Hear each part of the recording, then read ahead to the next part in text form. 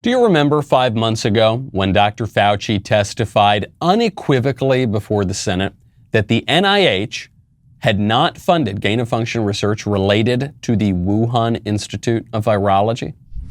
Senator Paul, with all due respect, you are entirely and completely incorrect that the NIH has not ever and does not now fund gain-of-function research in the Wuhan Institute Do they fund of Virology. Dr. Barrick? We do not fund. Do you fund Dr. Barrick's gain-of-function research? Dr. Barrett does not doing gain-of-function research, and if it is, it's according to the guidelines, and it is being conducted in North Carolina, not you don't think in China.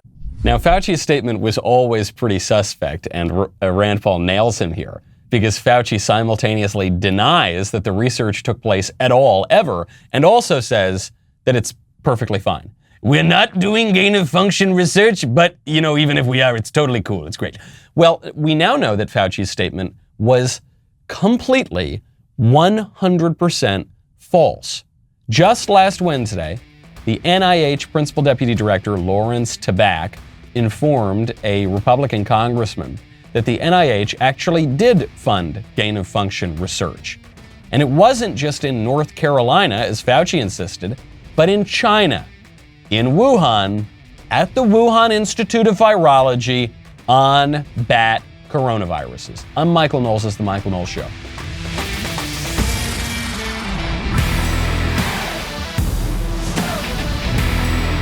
Welcome back to the show.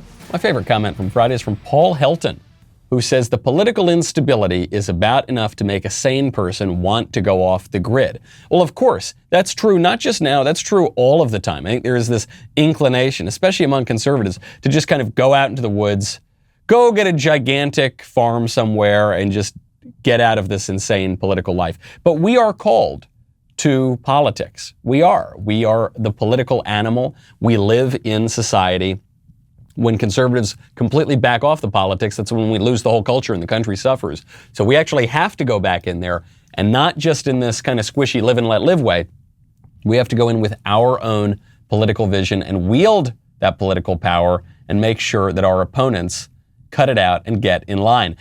But I understand the impulse, okay? And there are things that we can do to be really wise, to hedge our investments, for instance, to protect ourselves against kind of some of the political craziness. One way would be to check out Acre Gold. Acre has figured out an ingenious way to let you invest in physical gold without coming out of pocket all at once, without trying to find a lot of money in your couch cushions, because listen, I know investing in physical precious metals can be an expensive undertaking. What if I told you you could do it for as little as $30 a month? You're a liar, Michael. Don't call me a liar. I'm not a liar. Acre just figured it out. You subscribe.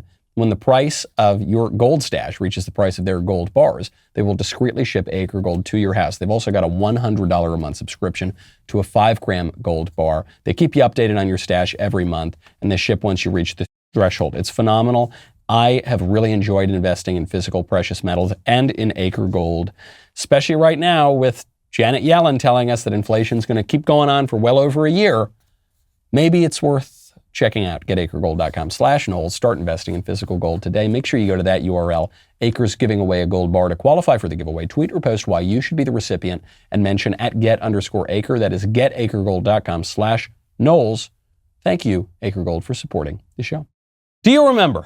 This is going to be a nice trip down memory lane, this episode. Do you remember when Dr. Fauci unequivocally, 100%, no, we have nothing to do with the gain-of-function research? Oh, actually, we do, and we funded it, and we funded it in Wuhan. Do you remember when Joe Biden said that he opposed vaccine mandates? Well, now he's completely changed his point of view. So for quite a long time, he said, I oppose it, I oppose it, I oppose it. Now he, of course, is attempting to issue vaccine mandates. And here's how he explains this change in his perspective. Should police officers, emergency responders, be mandated to get vaccines? And if not, should they be stay at home or let go? Yes and yes.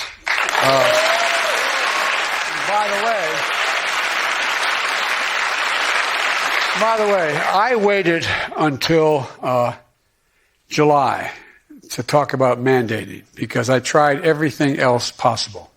The mandates are working.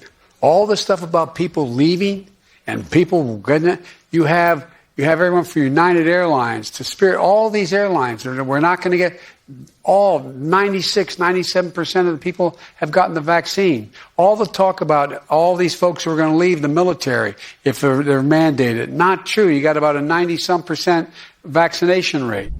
So Joe Biden is fudging the numbers a little bit here because it's true that a lot of organizations are getting up to pretty high levels of vaccination, but a lot of organizations are also laying a ton of people off. United Airlines, what was it, last week or 2 weeks ago, fired something like 600 employees because they didn't want to take the Fauci ouchie. So sure, other organizations are doing this too. People are quitting. People are letting their contracts expire. People are being fired outright. So sure, that's when you fire all the unvaccinated people, then your numbers for vaccination are going to go up. But in a lot of cases, companies, including airlines, are pushing back against the mandates. Delta Airlines, one of the biggest, kind of a liberal airline, one of the biggest airlines in the United States, though, just came out last week and backtracked and said, no, we're not going to force our guys to get the vaccine. They don't want to get it. It's wrong. We're going to lose a lot of our fleet, and so we're just not going to do it. We're going to back off that mandate. Southwest, the same thing. There was a sick out a couple of weeks ago on Southwest Airlines.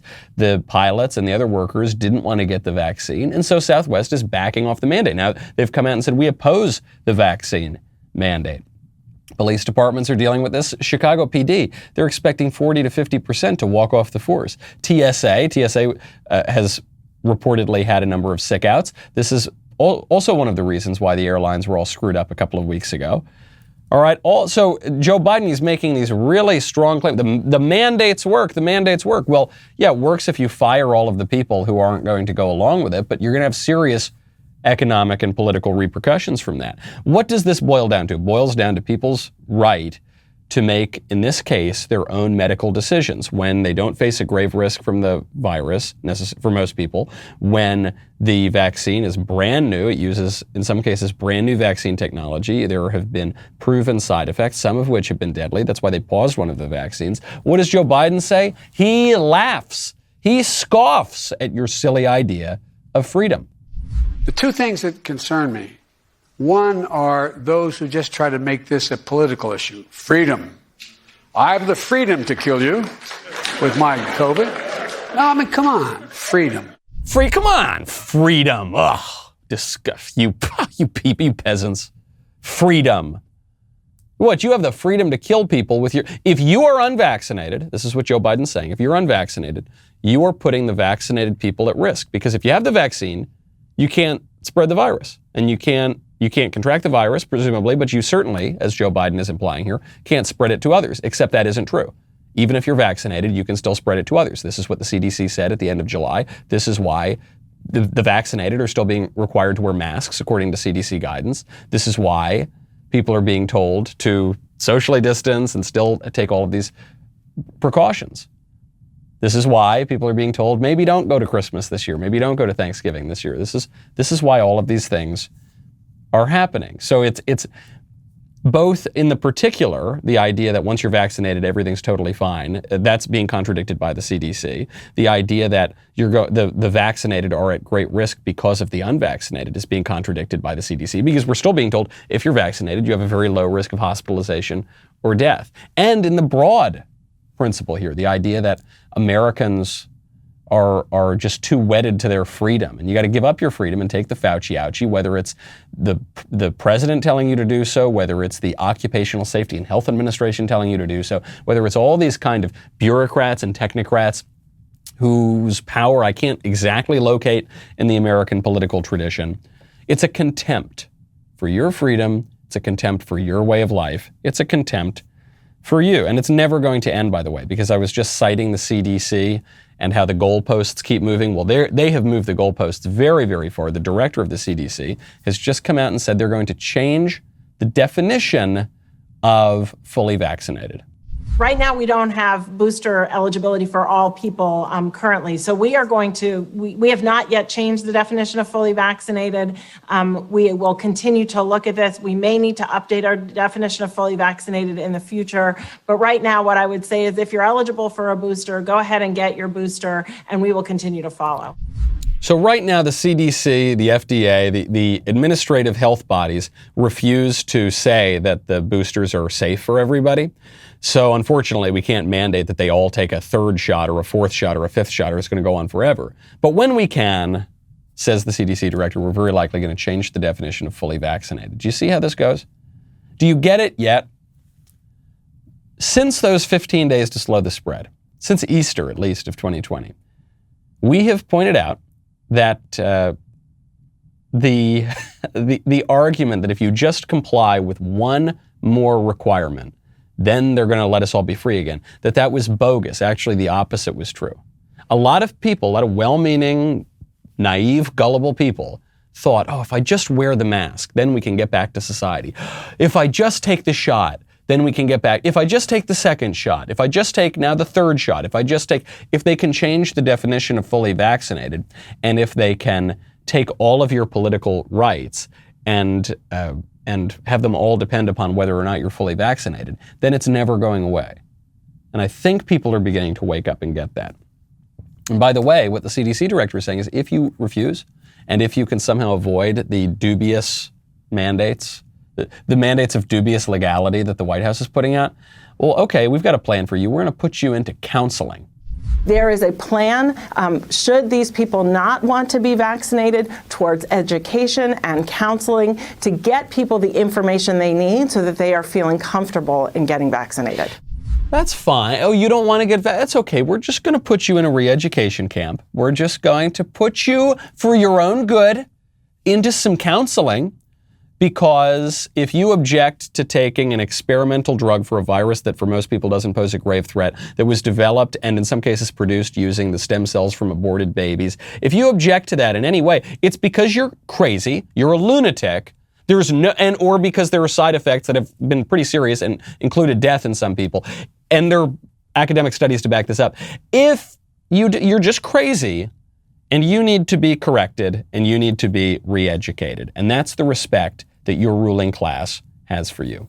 Not very much respect at all. It makes you want to look for any sort of benefit in this society, just any way to get ahead as everyone's coming after you. Well, one way to get ahead, I would strongly recommend you check out Get Upside. I am not sure that a sponsor for this show has ever come in at a more opportune time than Get Upside. What does Get Upside do? It saves you money on gas. Certainly needed right now. Our listeners are making up to 25 cents for every gallon of gas every time they fill up. How's it work? Just download the free Get Upside app in the App Store or Google Play right now. Use promo code Knowles, K-N-W-L-E-S. Get a bonus 25 cents per gallon on your first fill up. That's up to 50 cents cash back. Do not pay full price at the pump anymore. It's crazy. Get cash back using Get Upside. Download the app for free. Use promo code Knowles, K-N-W-L-E-S, to get up to 50 cents per gallon cash back on your first tank. Some people who drive a lot are making as much as $200 or $300 a month in cash back, and there's no catch. The cash back gets added right to your account. You can cash out anytime to your bank account, PayPal, an e-gift card for Amazon and other brands. Just download the free Get Upside app. Use promo code Knowles, K-N-W-L-E-S. Get up to 50 cents per gallon cash back on your first tank. That is code Knowles, K-N-W-L-E-S. So the ruling class is saying, give up your freedom, give up your rights, give up your way of life. Freedom. Come on, man, says Joe Biden. That's what they're telling you. And what are they offering you in return? Usually when demagogues try to take away your freedom, they do so in this clever way. They offer you a bunch of goodies in return. They'll offer you money. They'll offer you bread. They'll offer you circuses. They'll offer you employment. They'll entice you with goodies to get you to give up these greater political goods. But this ruling class is so stupid and incompetent, they can't even offer you that. What is the ruling class giving you in exchange for your freedom? High unemployment. They're offering you terrible work conditions. So, a labor shortage that somehow still can't be filled. They're offering you crazy mandates from your employer. They're taking away Christmas. They're taking away your holidays. They're taking away your travel. What are they giving you? They're not giving you anything at all. And what is the answer that they have? You say, hold on, Joe Biden, I gave you my freedom. I gave you my way of life. I gave you this. How come even the cost of consumer goods is going up? How come I'm paying more for gas, I'm paying more for my food, I can't go live my normal life? They have no answer for it. So but I must tell you, I don't have a near-term answer. There's two things I could do. I could go in the petroleum reserve and take out and probably reduce the price of gas maybe 18 cents or so a gallon. It's still going to be above $3, but it's going to be hard. It's going to be hard. There's a possibility to be able to bring it down. Depends on a little bit on Saudi Arabia and a few other things that are in the offing. But I don't have an answer, man. Look, come on, what am I gonna, I gotta go. If I do the one thing, it won't work that well. And then, I don't know, man. Come on, man, I don't know. Right, they don't know. They don't know anything. When the president or one of his advisors or one of the experts tells you this is what's going to happen, you should doubt it. I at least have a little bit of respect for Biden here in that he's admitting they have no idea what they're doing. I don't know, the gas thing, man, I don't know. Come on, man, I don't know. Because usually what happens with these people is they tell you emphatically, this will happen, this did happen, Senator Paul, how dare you, Senator Paul, suggest that the NIH funded gain of function research that is completely 100% incorrect, except we did. Except we did, and the NIH is actually admitting that now. This happens again and again and again. Janet Yellen, Treasury Secretary, said back in July that the rising prices would only last for several months and then it would be fine, no big deal. Janet Yellen was just asked, why do the prices keep going up? How long is this going to go on for? She says, buckle up, it's going to go on for a long time. This rising inflation is hitting Americans' wallets hard, impacting everything from gas prices to groceries. When do you expect the inflation to get back to the 2% range, which is considered normal? 2022, 2023, when? Well, I expect that to happen next year. Monthly rates of inflation have already fallen substantially from the very high rates that we saw in the spring and early summer. On a 12-month basis, the inflation rate will remain high into next year because of what's already happened. But I expect improvement by the middle to end of next year, second half of next year. Hold on, we went from in July 2021, don't worry, the inflation's only going to go on a few more months, to, I expect some improvement by the end of 2022. That happened pretty quick. Kind of like how 15 days to slow the spread became, sure, we're going to be done by early summer or late spring of 2020. We're going to be done with this, becomes actually spring of 2022. There's no reason to believe Janet Yellen's right about it ending at the end of next year. They're wrong about everything. Janet Yellen was wrong just a few months ago. So why do we believe that she's right now? The public health bureaucrats were wrong, have been consistently wrong since early 2020. Why do we believe that they're right now? Joe Biden, got to give the guy credit. He's completely incompetent, not a whole lot going on between the ears. He's disingenuous. He's a liar. He's all of those terrible things. But at least he's admitting here, we have no clue what we are doing. Right now, members of our Congress are being silenced for saying that men are not women. Okay, that's the level of lies and delusion and fantasy that we are living in. Representative Jim Banks tweeted out this bizarre observation that the first female four-star general, or first female four-star admiral, according to the mainstream media and the public health establishment, is this guy, Dr. Richard Levine, who now goes by Rachel, who is the Assistant Secretary for Health. Quite an indictment of the country. Well, he was suspended from Twitter for saying that because our ruling class doesn't know anything about COVID, doesn't know anything about inflation, doesn't know anything about how to run the country or the economy, doesn't even know that men are not women. These are the experts. These are the geniuses. So Jim Banks, Republican congressman, kicked off Twitter for this. People are saying, the ones who are defending his suspension from Twitter are saying that what he said was rude, that it's rude to tell this, or not even to tell this, it's not like he was directing this at Richard Levine, to tell this society that Mr. Levine is not actually a woman, even though he pretends to be a woman. That this is rude, this is cruel. A compassionate society would just indulge this delusion and pretend that Levine is a woman. A compassionate society would let boys into the girls' bathroom. And, if, like in Loudoun County, some of these sexually confused boys rape little girls, that's either we're going to cover it up, like Loudoun County tried to do, or finally, when the secret comes out, we're just going to downplay it, and it's not a big deal. And actually, that's the cost of progress. Sometimes little girls get raped when men get to go into the girls' room, but that's the cost of the compassion of pretending that men are women and indulging their delusions, right? That's the cost. So people say Jim Banks should not have the right to say that. It's mean, it's hate speech, it's wrong. And some conservatives have been so radicalized by this, they've gone completely in the opposite direction, and they, I think, are also making claims that are unfounded. They're saying you have the right to say whatever you want. This is the free speech absolutist position. This is kind of the point I argue in my book, Speechless.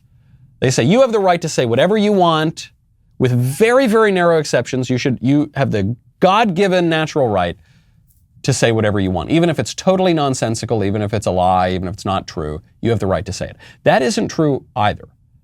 You don't have the right to just say whatever you want willy-nilly, okay? Even from a First Amendment perspective, there are plenty of areas of speech that are not permitted. Threats, fighting words, obscenity, the list goes on and on. You don't have the right to those things. And on a platform, the kind of libertarian-y types, the squishes who defend big tech, they have a little bit of a point as well. Platforms do have a right to enforce standards. All human societies have the right to enforce standards. Jim Banks, all of us, we do not have the right to say whatever we want. We do, however, have the right to tell the truth. We have the right to say true things. But in this society, under this ruling class, increasingly, we do not at all, we especially don't have the right to say true things. And we are obligated to say false things. That's the perversity here. Okay, it's not just that we don't have free speech. Absolutely. And it's not just that there is censorship. All societies have censorship. All societies have standards, okay? The problem here is we're not allowed to tell the truth. And you actually do have a right to tell the truth. And you actually have an obligation to tell the truth. But according to our ruling class, that is cruel. Actually, on this specific issue of transgenderism and what's going on in Loudoun County, Virginia, this Virginia governor's race may hinge on this question. The biggest issue that is afflicting the Democrat candidate for governor, Terry McAuliffe, former governor of Virginia, he wants to be governor again, is this issue of the schools, and specifically this issue in Loudoun County. Do parents have a right to have a say in their kids' education? Do boys have a right to go into the girls' room, even if it's going to lead, in some cases, to violent rape? Do they have a right because of these kooky ideological ideas about gender and progress? This debate, which it seems like it's a local debate in Virginia, is actually bringing in the big guns. Barack Obama himself flew down to Virginia to campaign for Terry McAuliffe to say that all this stuff you're hearing from the Republicans, all this stuff, this whole story about the girl getting raped in a school bathroom in Virginia by a guy who wears a dress, that is just a culture war distraction. Close your eyes, close your ears, and tune it out.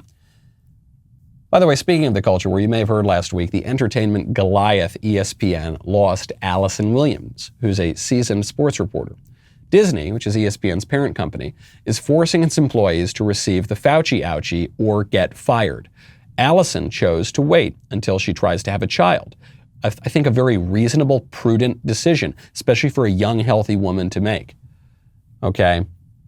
But ESPN decided that they were going to force Americans to choose between their livelihoods and their freedom to make personal medical decisions. So we at the Daily Wire decided to get into this fight. I guess we've been in it for a long time. We're very excited to announce that we have signed Allison Williams to lead a very special sports series exclusively for our members. More details to come. If you want premium content, if you want sports content without the woke, become a member. dailywire.com/subscribe. Use code do not comply at checkout for 25% off. dailywire.com/subscribe. Use code do not comply for 25% off and join the fight. Also, tune into the Morning Wire.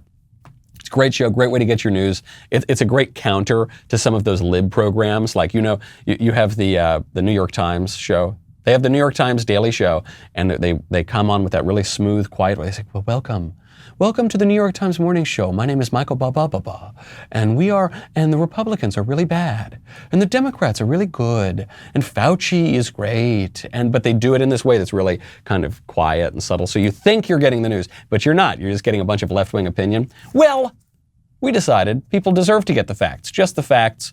So we're giving it to them. Tune into the Morning Wire on Apple, Spotify, wherever you listen to podcasts. Leave a 5-star review if you like what you hear. We'll be right back with a lot more.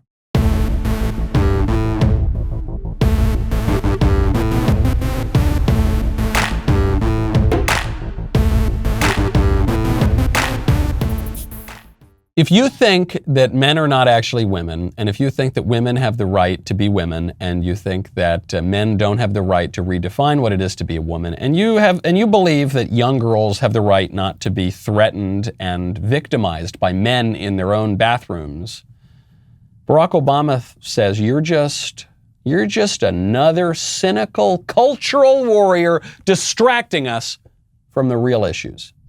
We don't have time to be wasting on these phony, trumped-up culture wars, this fake outrage that right-wing media peddles to juice their ratings, and the fact that he's willing to go along with it instead of talking about serious problems that actually affect serious people, that's a shame. That's not what this election's about. That's not what you need, Virginia.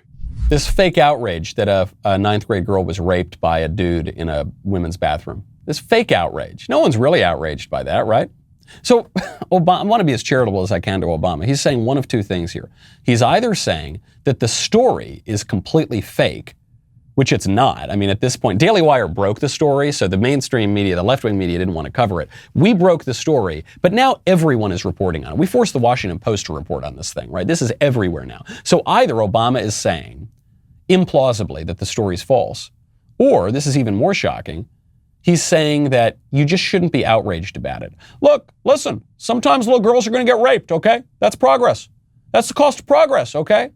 You didn't think that, it's like when Barack Obama was defending Obamacare. After he had lied about the cost of Obamacare, he said, you're not going to pay for it. You're not going to pay for it. This is going to be cheaper. It's going to be better. And then what happened? We found out Obamacare, everyone's prices went up. They said, well, what? You didn't think you were going to get all that stuff for free, did you? You didn't. Well, he's saying the same thing here. He's saying the same thing here. What, you didn't think you were going to get all that social progress for free, did you? I don't know what's going on with my impressions this week, but even my Obama's becoming a Bill Clinton. I don't know.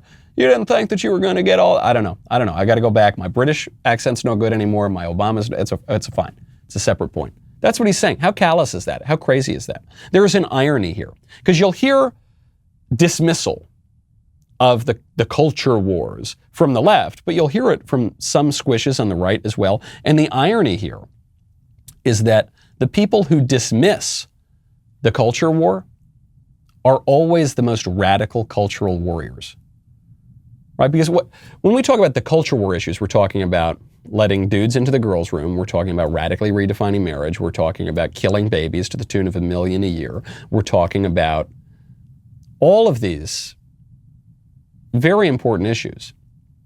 And Obama's position on them is, yeah, we should kill the babies, and we should be permitted to kill the babies up until the point of birth. Yeah, we should radically redefine marriage away from what it's been for all of human history everywhere in the world. And yeah, we should let boys go into the girls' room, even if, yeah, unfortunately, every so often a girl's going to get raped. And even if, just as a matter of justice, the men have no place in the girls' room. Now, come on, stop focusing on that culture war. You're the culture warrior, Barack Obama. This is when the left says, oh, you Republicans, you conservatives, you're so obsessed with sex. What are you talking about? We didn't start this. We're not the ones who said redefine marriage. We're not the ones who said push abortion everywhere. We're not the ones who who said that you need to have thruples and quadruples and redefine all sorts of social and sexual relations. You're the ones doing that. And so what we're being so gaslit here, because the left is the aggressor in all of these cultural war battles, and then the minute that we object to their insane, harmful plans, they say that we're the ones who are obsessed with the culture war. No, we're not. We're just saying no. We're saying, hey, actually, maybe don't do that. Actually, maybe that's wrong. Maybe that's going to have harmful effects. Come on, what's wrong with you guys? We need to get to the important issues, like cutting taxes a little. And the squishes go along with it. The squishes on the conservative side, they say, actually, guys, look, marriage, it's over, okay? It's a completely, we just totally, who cares? Actually, abortion, who cares? Look, we lost abortion back in Roe versus Wade. Actually, pretending that men are women, we lost that. It's over. Come on, let the boys go into the girls' bathroom. It's fine. Let's just focus on taxes or whatever. Let's just focus on occupational licensing reform. This is what the squishes are saying. So yes, you want to talk about the culture war? Yes. We here at the Daily Wire in particular are leaning into the cultural fight. Okay, that was always the point of this company, and we're doing it right now, not just commenting on culture, but actually creating culture. Because that's what matters. Okay, and nobody freaking cares about some bean-counting, technocratic, work around the margins reform of some economic aspect of this country. When you compare that to killing 1 million babies a year, upending the bedrock social institution, and sending men into the girls' room. You want to talk about a culture war? Right now, in Oakland, there is a bust, a little, shoulder-up statue of a figure that was just unveiled.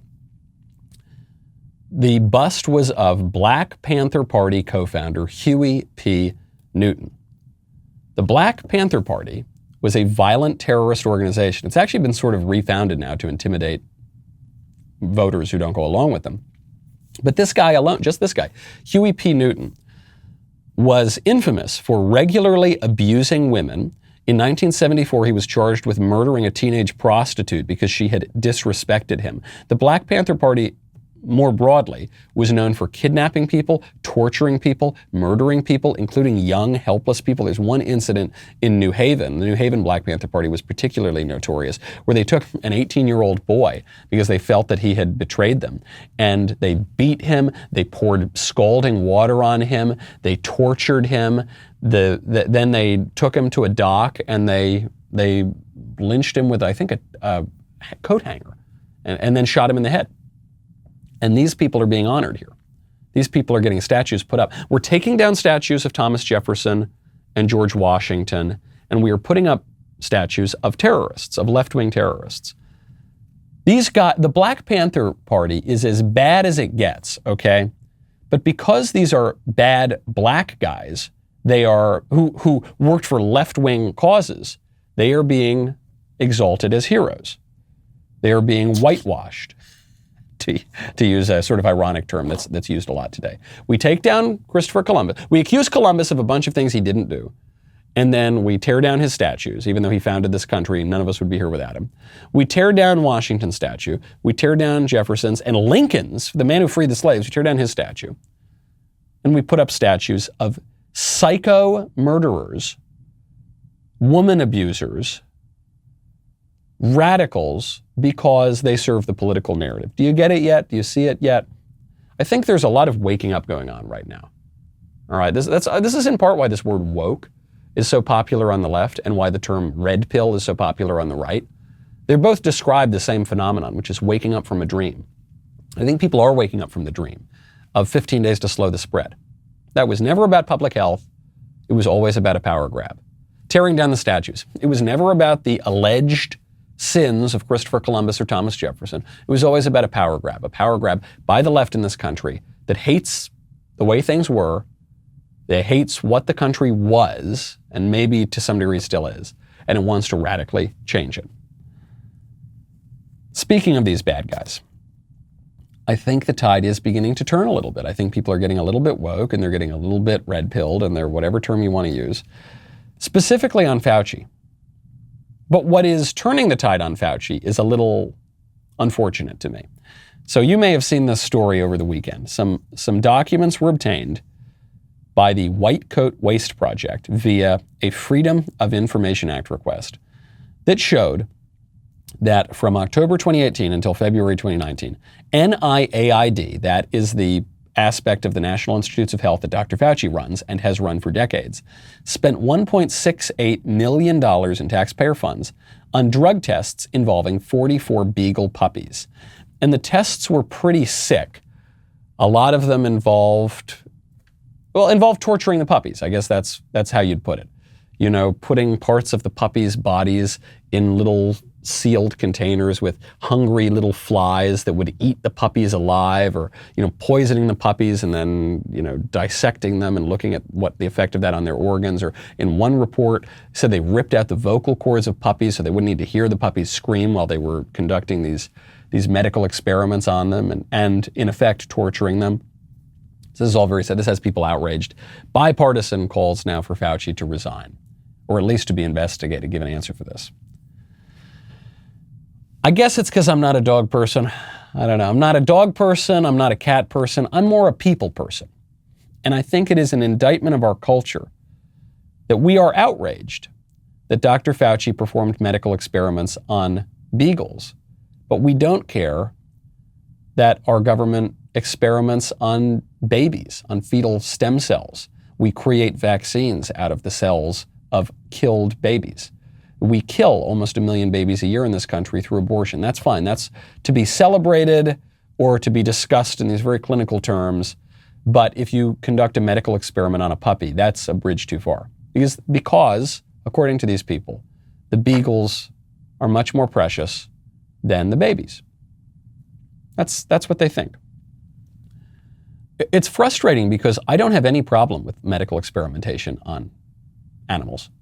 I think it's actually a good thing because you try out these new treatments on animals and you see if they work and if they don't work. And sometimes the treatments are going to kill the animals and sometimes it's going to improve the animals. And then this is a way of figuring out whether or not it's going to work on people without having to experiment on people, whether it's little babies or aborted fetal cells or actual adults, you know, fully grown adults in the general population. Right? I would much rather experiment on a beagle than on a human being at any stage of development, whether we're talking about a little baby or a kid or a teenager or an adult. I don't think animals have any rights. I don't think we should torture animals, but C.S. Lewis makes this point. The problem with animal cruelty is not that animals have some rights that we are violating when we torture them. It's that torturing animals will deaden our humanity. The problem is actually still for us. So we shouldn't do it. We should be good stewards of creation. But there's nothing wrong with medical experiments on animals. There is something wrong with medical experiments on little babies, okay, and on adult humans and everyone in between. Speaking of life and death, I have to get to this story. It's probably the biggest story of the weekend.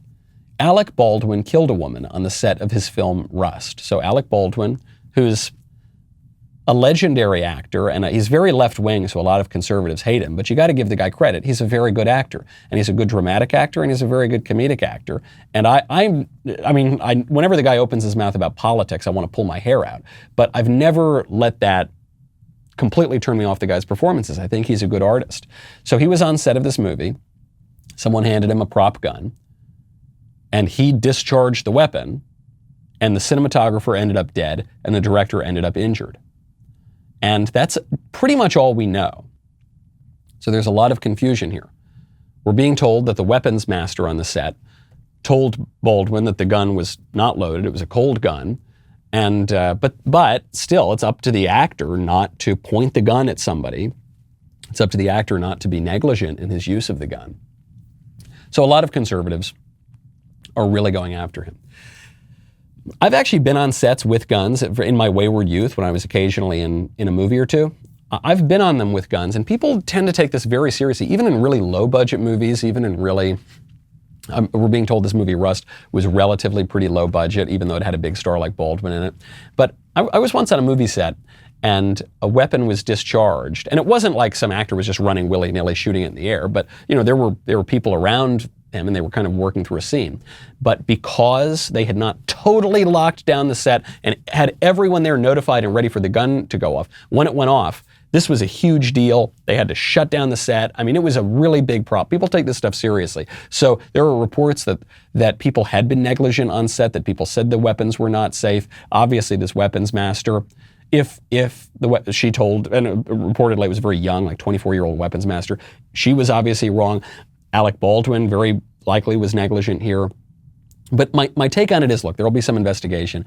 If Alec Baldwin were criminally liable, then obviously he should be prosecuted for it. But I think conservatives are a little too quick here to just jump in and say, lock him up and throw away the key because we don't like his politics. I do think there is something worth remembering here, which is that sometimes bad things just happen. Sometimes accidents just happen. I'm not saying, maybe this was just absolute criminal negligence, but sometimes accidents just happen too. And it's a very left-wing perspective to pretend that if we only follow all the rules and if we only, get everything perfectly right in this rationalist, scientific way, then nothing bad is ever going to happen again. And that's not true. Sometimes there are just accidents, okay? And that is a very conservative insight, and I think we need to recognize this because that's true not just on movie sets, but that's true in our politics. It's true in all of our lives. So we might just want to wait before we inadvertently jump in and grant a lot of left-wing premises about the way the world works. Speaking of eternal things, Joe Biden just came in. This story didn't get a lot of play, but it really should because it tells you a lot about our ruling class. Joe Biden was just giving some speech about politics and about how extremely unpopular he is and how people still kind of like Trump, and he was trying to downplay this. And Joe Biden made a claim that related to his Catholic identity. See if you can catch the problem with this claim. Something like 20% or half the Republicans are registered Republicans. I am not your president. Donald Trump is still your president. As we Catholics say, oh my God. Ha ha ha, yuckity yuck yuck yuck, as we Catholics say. Do you notice the problem here? He says, as we Catholics say, and then he immediately broke the second commandment, not to take the Lord's name in vain. Isn't that a little strange? Catholics don't say this. Catholics are obliged to avoid taking the Lord's name in vain. And you might say, oh, Michael, what, you've never taken the Lord's name in vain? I have. I have sinned. I've committed almost, not every sin that there is to commit, I guess, but a great deal of sins. And I am sorry for that, but it's not something that we should encourage. And as is so often the case with Joe Biden, the problem here is not just that he is committing these sins, but he's also committing the sin of scandal because he is presenting himself as a Catholic, but he is violating so much of Catholic moral teaching, notably on abortion, right? He's saying, I'm a Catholic, but we should definitely kill 1 million babies a year. And that's confusing, and that leads people astray, and that's a really big problem. And here you see the same thing. For Joe Biden, Catholicism is a costume rather than a faith. He does not adhere to very important teachings of the church. He publicly flouts them with the same contempt that you heard from him at the very top of the show when Joe Biden said freedom. Come on, man, freedom. Come on, man. He has the same dismissal, the same scorn for very important aspects of his faith. He wears Catholicism like a drag queen wears a dress. It's just for show. He's making the sign of the cross, a very important symbol, as a kind of punchline, as a joke. Maybe other Catholics have done. I suspect many people have done this before. I have been guilty of this kind of flippancy, but you got to be sorry for it. You got to regret that. You got to try not to do it. You certainly shouldn't engage in the sin of scandal by publicly flouting this sort of stuff. But Joe Biden's real faith is liberalism. That's what it comes down to. And Nancy Pelosi's real faith, her real religion, is liberalism. And this is true for all of these guys. So they talk a good talk, and they think it's kind of folksy and cute, kind of like an ethnicity almost. We Catholics, kind of like Judaism is an ethnicity and a religion. So they'll say, we Jews, even someone who hasn't practiced the Jewish faith in decades. They'll say, we Jews, it's a Jewish thing. It's just us because there's a conflation here. The same is sometimes true for Catholics. Because, especially Irish Catholics or people who have a more ethnic connection to it, say, oh, we Catholics, we do, but they don't actually believe in these things. Whenever there is a conflict between Catholicism and liberalism, Joe Biden, Nancy Pelosi, Andrew Cuomo, they will choose liberalism. Because that's their true faith. Speaking of religions, one of the expressions of liberalism and progressivism today in the religious sphere is the religion of the sun monster, the religion of the, I guess you could call it the religion of the unconquered sun. That was an old pagan religion in ancient Rome, and I guess it's the same one today with global warming. So we've been told by the scientists, by the experts, by the geniuses for years that global warming is going to melt the polar ice caps, it's going to kill all the polar bears, and then it's going to melt the snows of Kilimanjaro, and one of the big signals of global warming, according to these experts, is it's going to destroy the Great Barrier Reef. The Great Barrier Reef in Australia is being destroyed by global warming. Al Gore and all the rest of them have talked about this for years. This is a big marker of the real threat of global warming. Well, the Australian government just released an official report on reef recovery showing that the Northern Great Barrier Reef, quote, has continued to increase 27%. From the most recent low point in 2016. The Central Barrier Reef saw a 26% increase in hard coral cover. The study states that over 35 years of monitoring, the Great Barrier Reef has consistently, quote, shown an ability to recover after disturbances. You're not hearing any of this. Just like Al Gore told us the snows of Kilimanjaro would be gone by now, actually by years ago, and it wasn't true. Just like we were told all the polar bears are going to drown and the snow was going to go away on the caps, that didn't happen. Well, the same thing we were told here, and it just isn't true. And it just reminds me of everything we've been talking about today. Dr. Fauci, we were told emphatically, no gain of function research, none of it in Wuhan. It turns out that wasn't true at all. Janet Yellen tells us we will recover, we're going to recover within a few months. Oh no, actually the prices are going to keep increasing until the end of next year. We're going to this for 15 days to slow the spread. The polar ice caps are melting, the Great Barrier Reef, and it's all just bunk. It's just not true. Okay?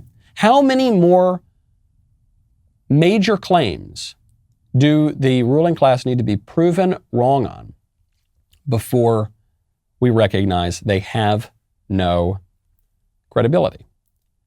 The scientists, the scientific people are so often wrong, right? This is the one thing we know about science is always wrong. Statistically, because there's some prevailing scientific consensus and then it gets completely blown up by the next generation. And you wonder, how is this possible? How is it that the smartest people who have the best degrees and they know all the details about something, they can be so much dumber than your average Joe Schmo on the street who knows that the sun monster isn't going to destroy the world in 5 minutes? It reminds me of a saying, I forget exactly who pointed it out. It's the difference between knowledge and wisdom. Knowledge is knowing that a tomato is a fruit, and wisdom is not putting it in a fruit salad. And I think that's what you're seeing here.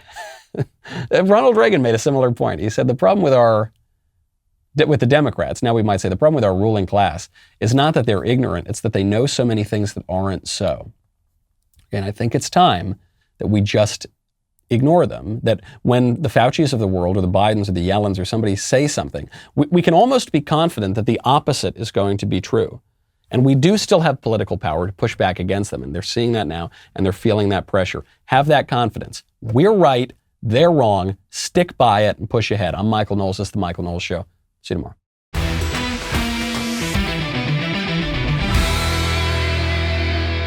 The Michael Knowles Show is produced by Ben Davies. Executive producer, Jeremy Boring. Our technical director is Austin Stevens. Supervising producer, Mathis Glover.